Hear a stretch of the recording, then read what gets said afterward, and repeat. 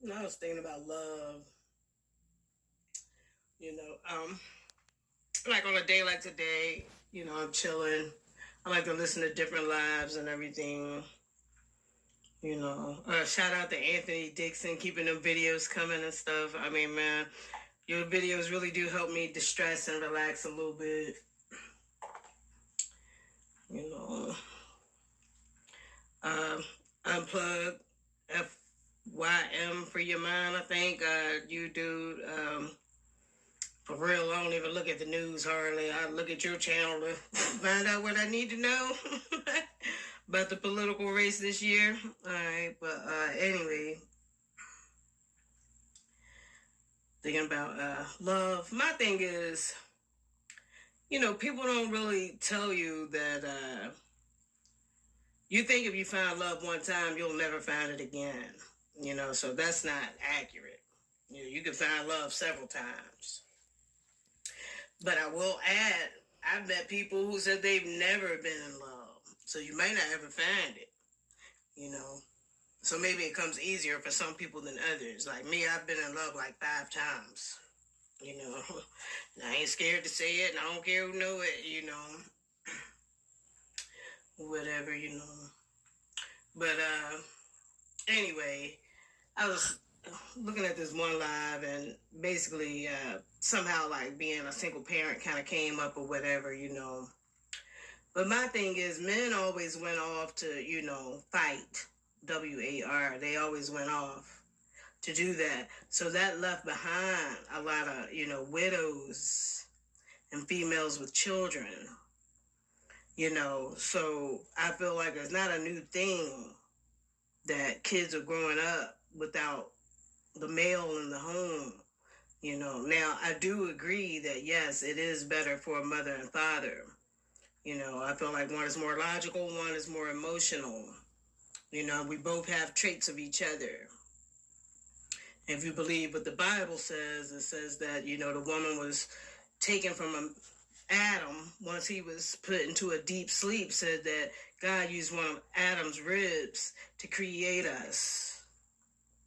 So that way, really the first offspring came from a man. And then we took over the role after that.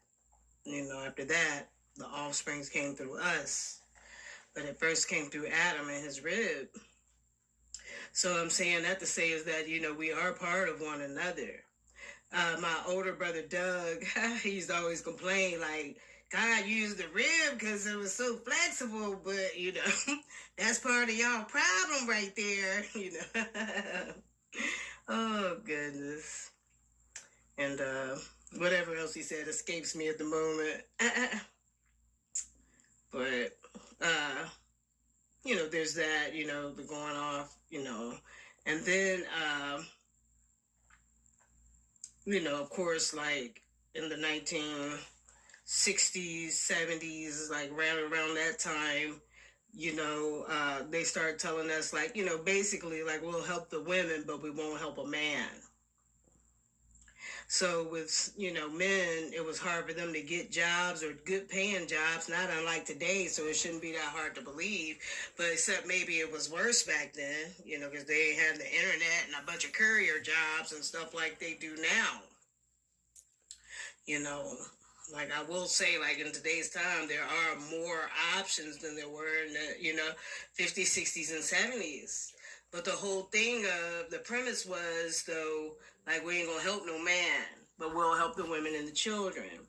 So that leads most men, let's just say in the bottom level.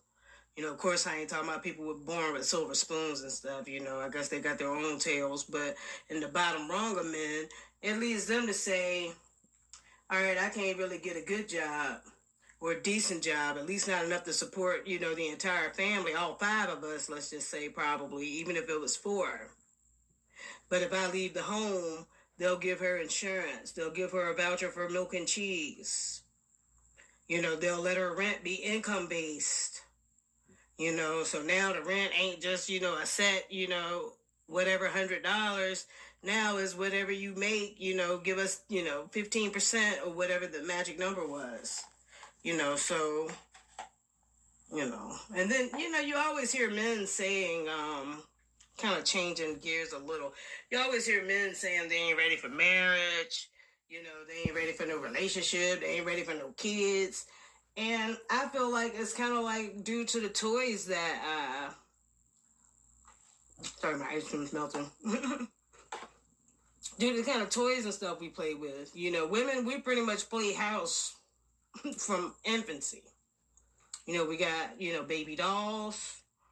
You know, we got kitchen sets and teacups and, you know, little brooms and stuff and et cetera, et cetera. You know, and little boys, they got trucks and cars, and their mind isn't really geared. Their play isn't geared toward taking care of the family and the household like the females' toys are. You know, most of our toys are, you know, family oriented or pets of the family.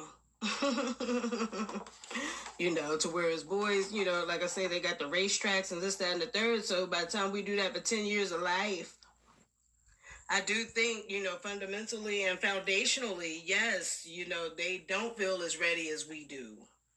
You know, we start dreaming of dream weddings right around 8 or 9.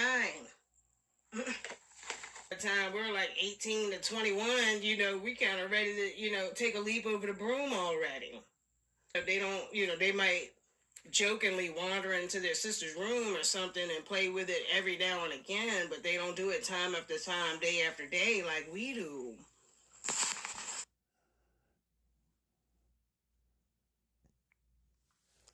Yeah, I was saying, you know, basically, like men, when they're, you know, children as boys and everything, they might play with the sister's toys or whatever, but it's not routinely. I ain't talking about the odd man out. I'm talking about society as a whole, not, you know, not the fringes of people or whatever. On a perfect day, I know that I can count on you. You. When that's not possible, tell me, can you weather the storm?